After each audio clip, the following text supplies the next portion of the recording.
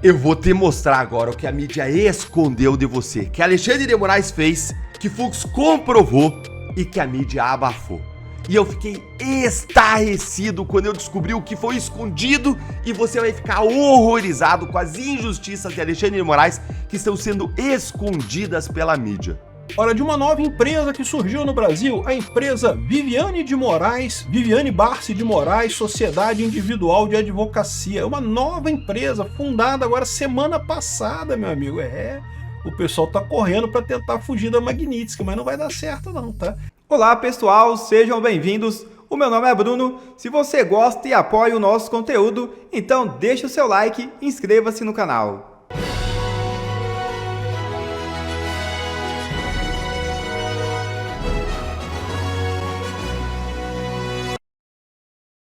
Moraes autoriza a saída de preso do 8 de janeiro para enterro da mãe. Nascimento deixou unidade prisional sob escolta para a cerimônia em Embu-Guaçu. O ministro Alexandre de Moraes autorizou a saída temporária de Daniel Soares do Nascimento para comparecer ao velório e sepultamento da mãe, Inês de Oliveira Soares. A justiça o condenou a 16 anos de prisão pelos atos do 8 de janeiro. Nascimento cumpre pena em regime fechado no Centro de Ressocialização de Limeira, no interior paulista. A Polícia Civil o escoltou durante a cerimônia realizada em Embu-Guaçu, na Grande São Paulo. A defesa formalizou o pedido logo depois da morte da mãe, registrada na sexta-feira 26. A solicitação veio 3 dias depois de Moraes rejeitar outro requerimento dos advogados. Na ocasião, eles pediam a liberdade provisória ou prisão domiciliar para que Nascimento pudesse acompanhá-la nos últimos momentos. Para viabilizar a ida ao funeral, o magistrado determinou a expedição de um ofício autorizando a saída escoltada do presídio pelo tempo necessário para o velório e o sepultamento. A Justiça ainda autorizou a transferência de uma idosa com câncer presa no 8 de janeiro. Ainda na sexta-feira, a Justiça autorizou a transferência de Sônia Terezinha Poça, de 68 anos, para a prisão domiciliar em Curitiba, condenada a 14 anos por envolvimento nos atos de 8 de janeiro. Ela cumpria pena em regime fechado no Complexo Médico Penal de Pinhais, região metropolitana da capital paranaense.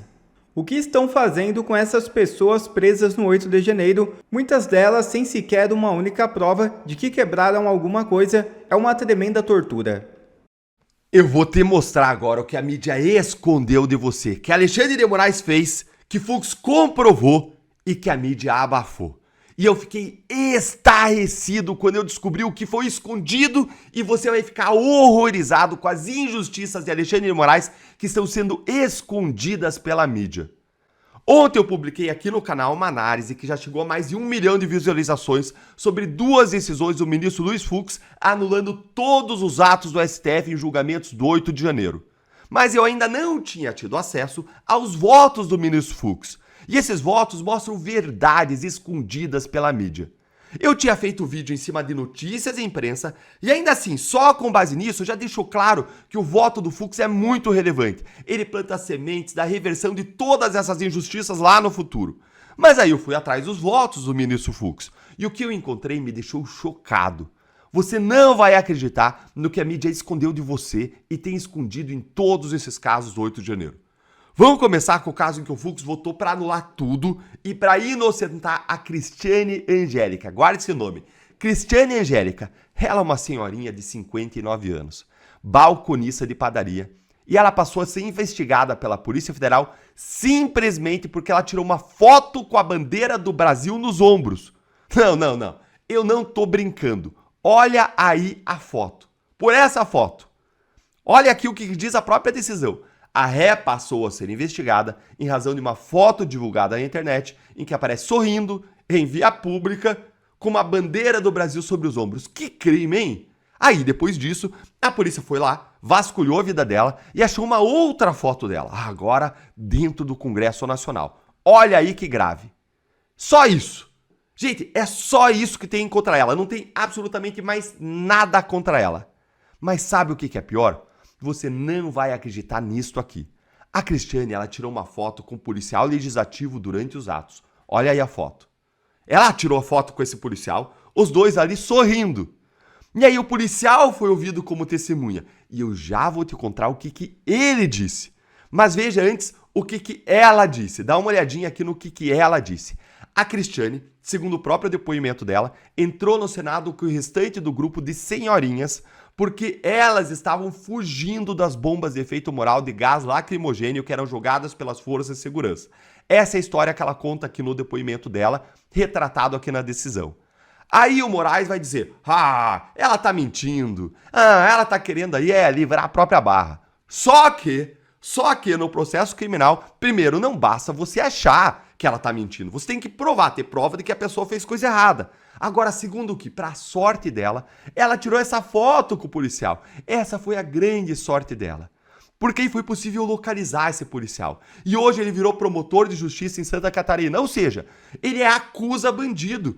Ele processa criminosos. Ele defende a democracia de verdade. E ele foi ouvido. E sabe o que ele disse no testemunho dele? Com o juramento de dizer a verdade? Ele disse que a Cristiane estava sentada com a bandeira do Brasil, rezando no Senado Federal e que ela não quebrou nada. Esse foi o depoimento dele. Olha só o que ele disse aqui no depoimento, que a PGR não colocou na denúncia e que a mídia não mostrou para você. Olha aqui, no plenário do Senado Federal, as pessoas estavam sentadas, rezando, com bandeiras do Brasil, entre elas a acusada. Também informou que acompanhou a acusada por, no máximo, 30 minutos, período em que não a viu depredando patrimônio público. É óbvio, gente, senhorinha, 59 anos, é lógico que estava lá rezando. Quem acha, em sã consciência, que ela está lá depredando o patrimônio público? Segue aqui. O plenário não foi quebrado. Eram senhoras que estavam orando, rezando com a Bíblia, Alexandre de Moraes, faixa do Brasil. E a senhora Cristiane, eu lembro que estava nesse grupo de senhoras, literalmente, senhorinhas com a Bíblia na mão, orando. Olha isso aqui agora que eu vou te mostrar. Olha aí, se segura a sua indignação. E eu aproveito aqui, presidente, para desfazer uma narrativa totalmente inverídica. Até um dos nobres advogados disse uma questão de terraplanismo. Aqui seria muito semelhante. Se criou uma narrativa, assim como a Terra seria plana, o Supremo Tribunal Federal estaria condenando, abre aspas, velhinhas com a Bíblia na mão, fecha aspas, que estariam passeando num domingo ensolarado pelo Supremo Tribunal Federal, pelo Congresso Nacional e pelo Palácio do Planalto. Nada mais mentiroso do que isso, seja porque ninguém lá estava passeando, e as imagens demonstram isso, seja pelas condenações. Narrativa, ministro Moraes. Narrativas, não, fatos confirmados por provas, inclusive por um promotor de justiça. Essa é a verdade. Essa é a verdade. Fatos confirmados por provas. De que elas estavam orando, de que elas não destruíram nada. Aí a mídia mostra o Moraes falando isso aí que eu mostrei pra vocês, ele dizendo que é uma narrativa, que senhorinhas estavam orando com a Bíblia na mão. A mídia mostra isso e não mostra que ele estava mentindo. Justamente eles que dizem que querem combater fake news, tanto o Moraes como a grande mídia. Eu quero ver agora combater essa fake news do Moraes. E você está sentado na cadeira? Se não, sente. Porque esse não é um caso em que simplesmente não tem prova para condenar, não. Esse é um caso em que tem prova da inocência dela.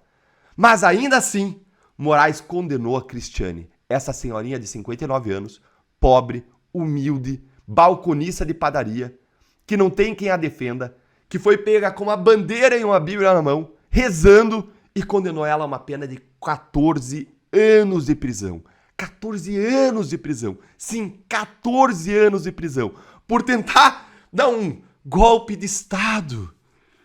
Meu Deus, tem misericórdia de nós. Você ficou indignado tanto quanto eu, então compartilhe o máximo para esse vídeo chegar aos próprios ministros, para eles ficarem constrangidos, para que eles, aqueles que não viram isso, vejam a verdade que Moraes não está contando nos seus votos e que Fux está mostrando e provando. Curte o vídeo para chegar ao máximo de pessoas. E eu ia falar ainda do outro caso, do Lucimário, que é ainda mais grave, é pior. você vai ficar ainda mais estarrecido. Mas eu vou te contar isso no próximo vídeo. Esse é o Ancapsu e nós vamos falar agora de uma nova empresa que surgiu no Brasil, a empresa Viviane Barsi de Moraes, Sociedade Individual de Advocacia. É uma nova empresa fundada agora semana passada, meu amigo. O pessoal tá correndo para tentar fugir da Magnitsky, mas não vai dar certo não, tá? Não vai dar certo. Vamos entender esse caso aqui, porque certamente foi uma tentativa dela. Gente, imagina, você tem uma empresa, né, que é o escritório de advocacia deles lá, com um monte de funcionário, e essa empresa vai perder a conta no banco. Eles estão correndo atrás de alguma alternativa e coisa e tal para conseguir pagar as pessoas, receber dinheiro de cliente e coisa e tal. Vai ser dureza, meu amigo. O pessoal tá passando um perrengue lá no Barsi de Moraes. Vamos entender esse caso aqui. Quem trouxe a denúncia foi o Eduardo Tagliaferro e mostrou aqui a empresa recém-criada para eles aqui no Brasil. Certamente só pode ser para isso. Não tem nenhuma outra explicação para criar uma empresa individual assim tão rápido, né? Essa notícia foi sugerida por Perni Ornitorrinco, Diálogo Cabuloso com o PT e várias outras pessoas. Obrigado aí ao pessoal que sugeriu notícias lá no nosso site, no visãolibertaria.com, e obrigado a você que está assistindo o nosso vídeo. Se você gosta do nosso conteúdo, por favor, deixe o seu like, se inscreva aqui no canal, né? Pois bem, vamos ouvir aqui o Eduardo Tagliaferro, que ele vai falar pra gente qual que é o caso, tá? Bom dia, pessoal, tudo bem? Novidades para vocês. Eles não querem parar, eles não querem perder a mamata. Viviane Barsi, esposa de Moraes, continua agindo. Bom, o que Viviane Barsi fez? Óbvio, com a orientação de Alexandre de Moraes, abrir uma nova empresa, um novo escritório de advocacia, um novo CNPJ, que foi inclusive incluído no dia 22 de setembro deste ano. Ou seja, há poucos dias. É uma nova tentativa de burlar o sistema financeiro, de burlar as sanções que a eles foram aplicadas, para eles continuarem movimentando fortunas, continuar com cartão de crédito, continuar com conta bancária e se divertindo. Mas o povo e eu não vamos deixar isso acontecer. Nós vamos continuar monitorando, nós vamos atrás. Hoje são 50 milhões de brasileiros fiscalizando você, Alexandre de Moraes. Não é um gabinete de fake news, não é o seu povinho que está em volta de você, não é você fiscalizando uma direita. Hoje é o Brasil fiscalizando você, é o Brasil atrás de você, e você vai aprender o que é justiça de verdade, você vai aprender o que é democracia. Nós não vamos aceitar. E isso aqui já está sendo informado para os Estados Unidos, para que seja feita mais uma sanção em cima dessa nova conta, dessa nova empresa e de tudo que você tentar movimentar financeiramente. Nós não vamos desistir.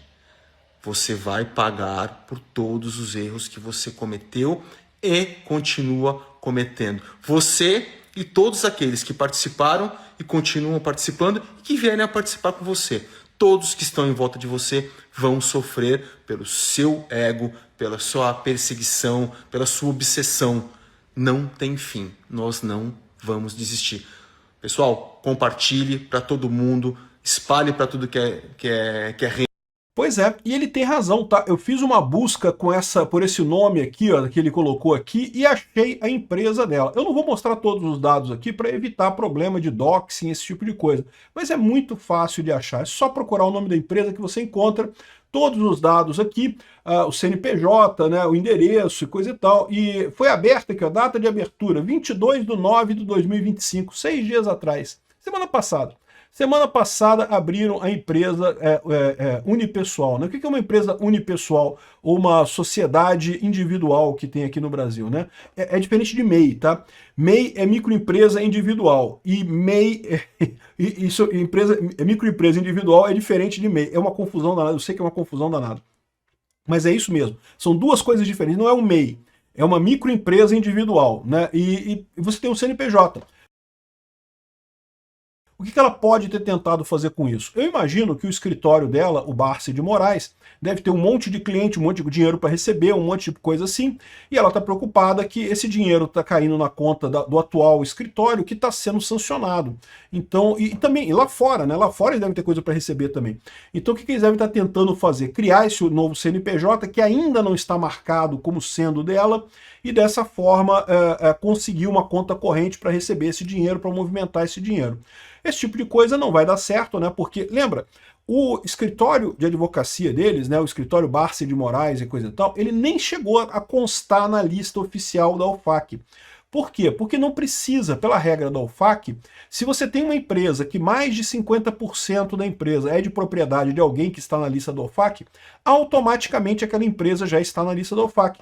Então, essa empresa aqui, que é uma empresa individual, já está na lista da OFAC, né? O que eles devem estar fazendo aqui é alguma coisa perto do desespero para tentar salvar alguma coisa então na correria, pelo menos por alguns dias, até o governo americano descobrir e também colocar essa empresa também como na lista negra. Mas não precisa entrar naquela lista. De novo, basta ser uma empresa que tenha mais de 50% de propriedade da Viviane Barsi de Moraes, já é uma empresa sancionada, no final das contas, já está na lista da OFAC, né? Então tá aqui uma sociedade unipessoal de advocacia, é uma empresa, isso é legítimo, não tem nada de errado por si só ela abrir essa empresa, tá? Isso é muito comum, aliás, como eu falei, eu tinha uma empresa desse tipo também quando eu trabalhava como PJ e com consultor independente, coisa e tal, então não tem nada de errado. Tem uma outra curiosidade aqui também.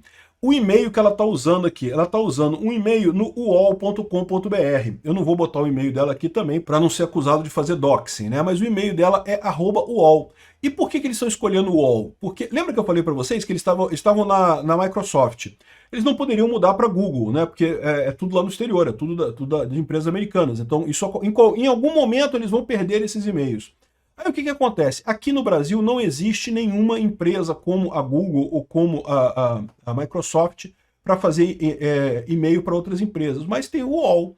O UOL é um e-mail que você pode ter aqui no Brasil, você pode, acho que você é assinante do UOL, alguma coisa assim, você consegue fazer um e-mail @uol, não sei o que lá, uol.com.br, e você pode usar esse e-mail. E o UOL, ele tem a própria infraestrutura de e-mail, não é como, por exemplo, a minha empresa usava o Google, então você não tem, é muito mais barato, a maior parte das empresas faz isso, tá? Usa ou a Google, ou a Microsoft, ou alguma outra dessas grandes provedoras, porque é caro você ter uma estrutura de e-mail realmente sua, tá?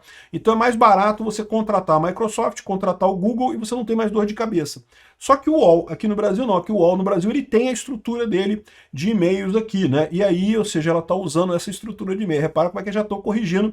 E aí você fala assim, não, mas tá vendo, eles vão conseguir fugir de tudo, que eles vão trazer tudo aqui para o Brasil e coisa e tal, vão botar o site deles lá no local web, ou sei lá, alguma provedora aqui do Brasil, e vão fazer o e-mail no UOL e não sei o que lá, e vão conseguir fugir de tudo. E olha só, mesmo que eles consigam realmente tudo isso, eles vão ter um problema muito grande, cara, porque eles perderam contatos internacionais, perderam um monte de contato lá fora, perderam a possibilidade de fazer contato, mesmo aqui no Brasil. Pensa, alguém que está pensando em contratar um escritório desse tipo, né? É mais complicado, né? Pensa os funcionários dele, deve estar todo mundo apavorado, porque não sabe se vão ter, se o escritório vai ter como pagar eles ou não, né? Isso daqui cheira muito a desespero de criar empresas pressas para poder transferir dinheiro, botar uma conta limpa, não sei o que lá.